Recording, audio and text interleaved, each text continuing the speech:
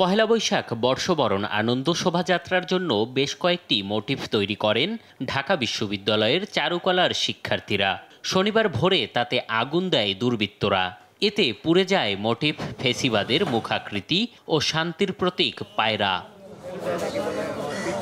এ ঘটনায় ফেসিবাদের দোসরদের দায়ী করে জড়িতদের দ্রুত গ্রেপ্তার ও বিচারের দাবি করেছেন চারুকলার আয়োজকরা। সরাসরি ফ্যাসিস্ট সরকারের সাথে যারা যুক্ত, বিগত 15-16 বছর ফ্যাসিস্ট সরকারের সাথে যারা সকালবেলা গিয়ে চা খেতেন, এই চারুকলার শিক্ষক যারা ছিলেন, এরকম 2-4 জন লোক আছেন, তারা সরাসরি যুক্ত। প্রশাসনের দায়িত্বে যারা আছেন, সিসিটিভি যারা লাগিয়েছেন, তারা অবশ্যই এটা চেক করে বের করবেন।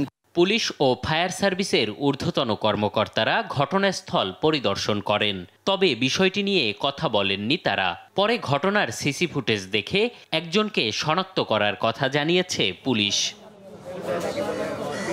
মোটিভে আগুনের ঘটনায় জড়িতদের দ্রুত আইনের আওতায় আনা হবে বলে জানিয়েছেন সংস্কৃতি উপদেষ্টা মুস্তফা সরোয়ার ফারুকী। সিলেট সার্কিট হাউজে কথা বলেন তিনি। আগুন দিয়েছে একজন বা দুইজন, কিন্তু এর পিছনে তো অনেক মানুষ আছে, পরিকল্পনা হয়েছে। তারা প্রত্যেকে আইনের আওতায় আসবে এবং তারা প্রত্যেকেই এটার জন্য বিচারের সম্মুখীন হতে হবে। জাতি আজ ঐক্যবদ্ধ উল্লেখ করে উপদেষ্টা বলেন, ঐক্য দিয়ে সব ফ্যাসিস্ট দোসরদের অপকর্মের জবাব দিতে হবে।